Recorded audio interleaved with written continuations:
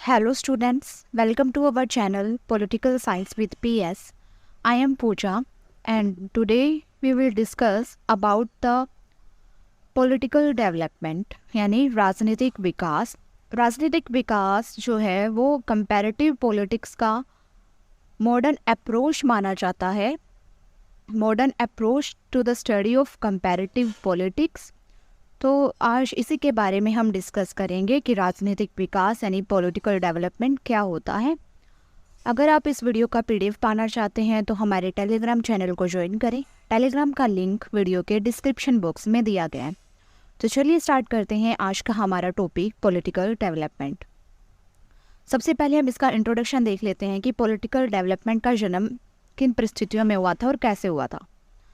दूसरे विश्व युद्ध के बाद जब जटिल राजनीतिक परिस्थितियां उत्पन्न हो गई थी और नवोदित एशिया और अफ्रीका के देशों की राजनीतिक भूमिका उसने राजनीतिक विश्लेषकों को सोचने के लिए मजबूर कर दिया कि अब ट्रेडिशनल मेथड जो हैं वो राजनीतिक व्यवहार का अध्ययन नहीं कर सकते। तो ऐसी दशा में क्या किया जाए जब जटिल राजनीतिक परिस्थितियां उत्पन्न हो गई हैं और नवोदित एशिया और अफ्रीका के राष्ट्रों की राजनीतिक भूमिका ऐसी है कि ट्रेडिशनल मेथड्स को हम उपयोग नहीं कर सकते हैं। तो इस दुविधा से निकलने के लिए उन्होंने नए नए मेथड्स, नए नए अप्रोचेस, नए नए दृष्टिकोण खोजे और अवधारणाओं का विकास करना शुरू कर दिया। नवोदित राष्ट्रों की संस्थागत प्रक्रियाओं, स्थिति, लक्ष्यों और गतिविधियों को समझने के लिए जो अवधारणाएं अस्तित्व में आई थी उनमें से एक अवधारणा थी पॉलिटिकल डेवलपमेंट। इस पॉलिटिकल डेवलपमेंट की अवधारणा का प्रयोग 1960 के दशक में हुआ था और इस अवधारणा के विकास में राजनीतिक विज्ञान में तुलनात्मक अध्ययन और विश्लेषण को नई दिशा दी थी। पॉलिटिकल डेवलपमेंट की अवधारणा के आने के बाद राजनीतिक विज्ञान में कंपैरेटिव स्टडी और कंपैरेटिव एनालिसिस किया जाने लगा। इसलिए पॉलिटिकल डेवलपमेंट को कंपैरेटिव पॉलिटिक्स की स्टडी के लिए मॉडर्न अप्रोच माना जाता है। अब हम इसकी मीनिंग एंड डेफिनेशन देख लेते हैं। राजनीतिक विकास की अवधारणा जो है वो बहुत ही जटिल अवधारणा है। इसका कोई सर्वमान्य और सामान्य अर्थ निकालना संभव नहीं है। राजनीतिक विकास को साधारण तौर पर विकास की अवधारणा से संबंधित करके ये निष्कर्ष निकाला जा सकता है कि राजनीति के क्षेत्र में आगे बढ़ना ही राजनीतिक विकास है। इस अर्थ में यह प्रगति का सूचक है, प्रोग्रेस का सूचक है। इसे राजनीतिक परिवर्तन भी कहा जाता है। इस अवधारणा का सबसे पहले वैज्ञानिक विश्लेषण लुशियन पाई ने किया था। लुशियन पाई ने अपनी book aspects of political development में इस अवधारणा का वैज्ञानिक विश्लेषण किया। उसने राजनीतिक विकास को परिभाषित करते हुए लिखा कि राजनीतिक विकास संस्कृति का विसरण और जीवन के पुराने प्रतिमानों को नई मांगों के अनुकूल बनाने, उन्हें उनके साथ मिलाने या उनके साथ तालमेल बैठाना है। तो इस प्रकार राजनीतिक विकास क्या है? राजनीतिक विकास है संस्कृति का विसरण और जीवन के पुराने प्रतिमान जो है उनको नई मांगों के, नई परिस्थितियों के अनुकूल बनाना और नई परिस्थितियों के साथ मिलाना, उनके साथ तालमेल बैठाना है। लुशियन पाई ने अपनी इस अवधारणा को समानता, क्षमता और विभेदीकरण की 3 मूलभूत संकल्पनाओं पर केंद्रित किया है। तो ये 3 मूलभूत कंसेप्ट हैं जिन पर लुशियन पाई ने अपनी विकास की अवधारणा को, राजनीतिक विकास की अवधारणाओं को केंद्रित किया है। मैकेंजी का कहना है कि राजनीतिक विकास समाज में उच्च स्तरीय अनुकूलन के प्रति अनुकूल होने की क्षमता है। अब हम पॉलिटिकल डेवलपमेंट के नेचर के बारे में डिस्कस कर लेते हैं। पॉलिटिकल डेवलपमेंट का नेचर जो है वो बहुत ही विवादास्पद रहा है, विवाद का विषय रहा है। इसके नेचर के बारे में विद्वानों में काफ़ी मतभेद है। इसके बारे में 2 दृष्टिकोण प्रचलित हैं, एक मार्गीय दृष्टिकोण और बहुमार्गीय दृष्टिकोण। एक मार्गीय विचारधारा को मानने वाले विचारकों का ये कहना है कि सभी राष्ट्र विकास के एक मार्ग से होते हुए ही आगे बढ़ रहे हैं। इसी कारण जो राजनीतिक विकास है उसका केवल एक ही मार्ग है और सभी देश उसी मार्ग से होते हुए आगे बढ़ रहे हैं। लेकिन इसके विपरीत बहुमार्गीय विचारधारा रखने वाले जो विचारक हैं, उनका ये मानना है कि राजनीतिक विकास की प्रकृति बहुमार्गी है। उनका कहना है कि राजनीतिक विकास की दिशा बहुआयामी होती है, इसी कारण राजनीतिक विकास की दिशा भी बहुआयामी होती है। विकास की दिशा बहुआयामी है तो राजनीतिक विकास की दिशा भी बहुआयामी ही होगी। भारत और पाकिस्तान के राजनीतिक विकास के मार्ग और चरणों में जमीन आसमान का अंतर है। इससे स्पष्ट हो जाता है कि राजनीतिक विकास का जो मार्ग है या प्रकृति है, सभी देशों में एक समान नहीं होती है। इसी कारण बहुमार्गीय विचारधारा राजनीतिक विकास की प्रकृति के बारे में सही और तर्कसंगत दृष्टिकोण प्रस्तुत करती है। तो एक मार्गीय विचारधारा के विपरीत बहुमार्गीय विचारधारा ज़्यादा उचित प्रतीत होती है, क्योंकि विकास का केवल एक मार्ग नहीं होता, बल्कि विकास के अनेक मार्ग होते हैं। अब हम इसके फीचर्स के बारे में डिस्कस कर लेते हैं। तो पॉलिटिकल डेवलपमेंट का सबसे पहला फीचर है विवेकीकरण। विकास की दिशा जो होती है वो सदैव विशेषीकरण से सार्वभौमिक की ओर, विस्तारीकरण से विशिष्टीकरण की ओर, आरोपण से उपलब्धि की ओर और प्रभावीकरण से प्रभाव तटस्थता की ओर होती है। राजनीतिक विकास के संदर्भ में विभेदीकरण और उपलब्धि का मापदंड विशेष रूप से महत्वपूर्ण माना जाता है। सेकंड फीचर है राष्ट्रवाद और राष्ट्रीय एकीकरण। सभी लेखक जो हैं वो राष्ट्रीय व्यक्तित्व के संकट की समस्या को मानकर चलते हैं और राजनीतिक समुदाय के जातीय आधार को सुनिश्चित राष्ट्रीयता में बदलने की आवश्यकता पर जोर देते हैं। लगभग यही माना जाता है कि एक विकसित राजनीतिक समाज कुछ अपवादों को छोड़कर एक राष्ट्रीय राज्य ही होगा।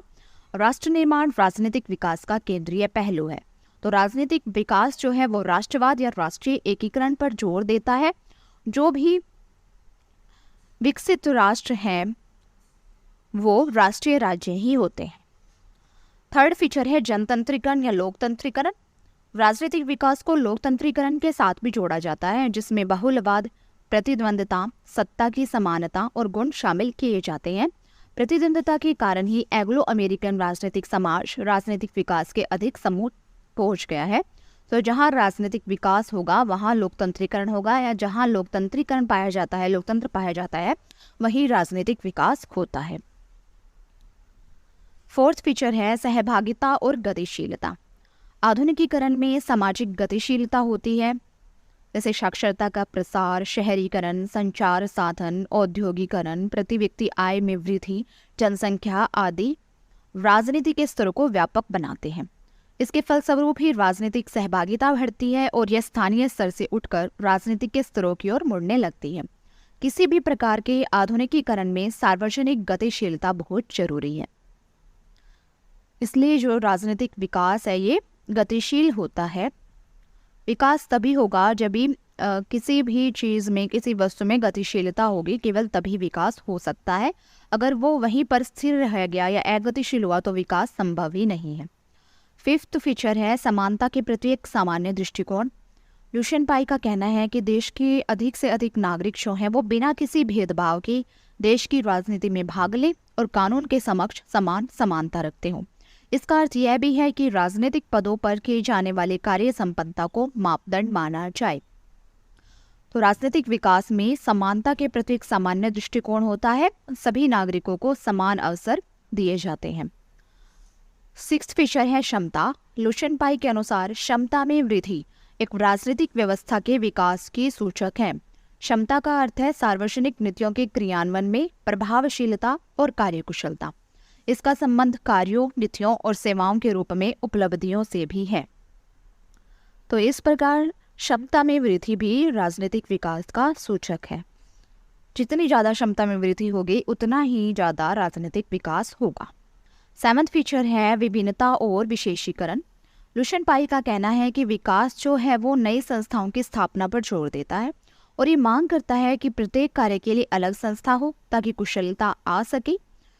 लुशियन पाई के अनुसार विकास के 3 लक्षण कहीं पूरक हैं तो कहीं परस्पर विरुद्ध के रूप में हमें देखने को मिलते हैं। विशेषीकरण या विभिन्नता वही है कि हर एक कार्य के लिए अलग अलग संस्था हो और वह संस्था अपना कार्य करे और अपने कार्य में विशिष्ट हो। एक संस्था एक विशिष्ट कार्य ही करती हो, उसी से शासन व्यवस्था में कुशलता आ सकती है।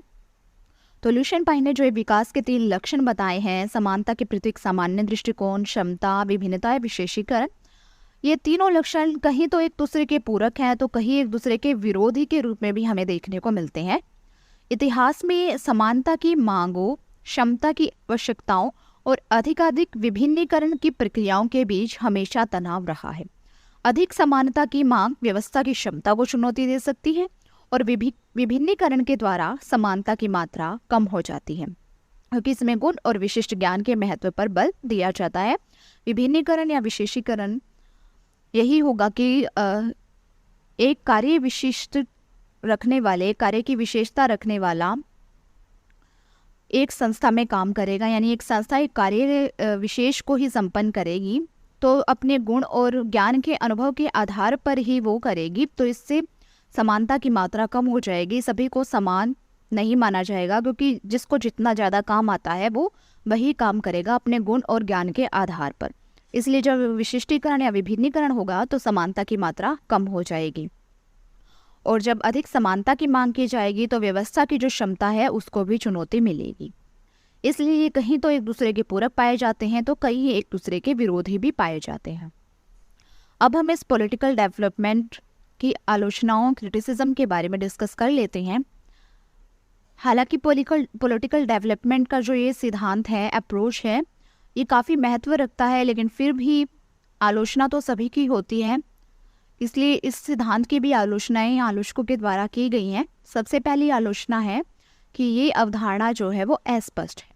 राजनीतिक विकास की अवधारणा राजनीतिक व्यवस्थाओं के विकास की कसौटियां प्रस्तुत करती है।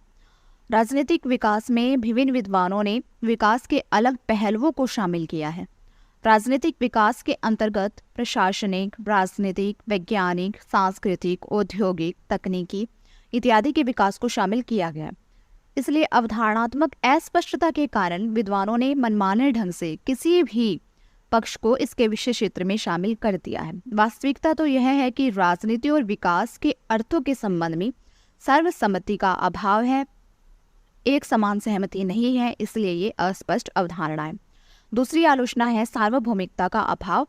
राजनीतिक विकास की संकल्पना किसी ऐसे प्रतिमान को प्रस्तुत नहीं करती, ऐसे मॉडल को प्रस्तुत नहीं करती जिसका प्रयोग सार्वभौमिक रूप में विकसित, अविकसित, पूंजीवादी, साम्यवादी, लोकतांत्रिक, तानाशाही वाले देशों पर हो सके, यानी किसी भी प्रकार के देश पर हो सके। ऐसा सार्वभौमिक राजनीतिक विकास की अवधारणा मॉडल प्रस्तुत नहीं करती, इसलिए इसमें सार्वभौमिकता का अभाव है और ये आलोचना का शिकार हुआ। तीसरी आलोचना है व्यवहार में असफल रहा है। ये अवधारणा जो है राजनीति के कुछ क्षेत्रों को अध्ययन करने में सक्षम नहीं हो सकी है। उदाहरण के लिए इतिहास, विदेश नीति, संगठन और संरचना, शक्ति प्रभाव आदि के क्षेत्रों के अध्ययन की दृष्टि से ये विशेष रूप से असफल रही है। फोर्थ आलोचना है यथास्थितिवादी अवधारणा। यह अवधारणा जो है वो यथार्थ के विश्लेषण का प्रयास न करके यथार्थ को तार्किक आधार पर उचित ठहराने की कोशिश करती है। ला पालोम्बरा के अनुसार राजनीतिक विकास के सिद्धांत गद्यात्मक होने की अपेक्षा स्थैतिक हैं, डायनेमिक नहीं है बल्कि स्टेबल है। फिफ्थ आलोचना है ये अवधारणा राजनीतिक हास की व्याख्या नहीं करती। राजनीतिक विकास की अवधारणा एक तरफा है क्योंकि इसके द्वारा राजनीतिक हास को ढूंढना संभव नहीं है। राजनीतिक विकास की अवधारणा ऐसी होनी चाहिए जो कि उल्टी भी जा सके। इस अवधारणा के द्वारा हम राजनीतिक विकास को परिभाषित कर सके और साथ ही साथ उन परिस्थितियों को भी ढूंढ सके जिनसे राजनीतिक हास को प्रोत्साहन मिलता है। तो ये अवधारणा केवल राजनीतिक विकास की व्याख्या करती है, उसके हास की व्याख्या नहीं करती, बल्कि किसी भी अवधारणा को ऐसा होना चाहिए कि वह दोनों पक्षों पर अपनी बात रख सके। लेकिन ये अवधारणा केवल राजनीतिक विकास की ही बात करती है, राजनीतिक हास की नहीं।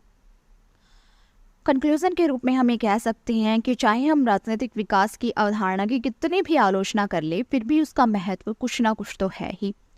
दूसरे विश्व युद्ध के बाद इस अवधारणा के जन्म से महत्वपूर्ण राजनीतिक व्यवहार की समस्याओं को समझने में मदद मिली है। इसलिए राजनीतिक विकास की अवधारणा एक महत्वपूर्ण अवधारणा है। तो आज की क्लास में हमने पॉलिटिकल डेवलपमेंट के कंसेप्ट के बारे में डिस्कस किया है। आज के लिए इतना ही। मिलते हैं नेक्स्ट क्लास में एक नए टॉपिक के साथ। Thank you.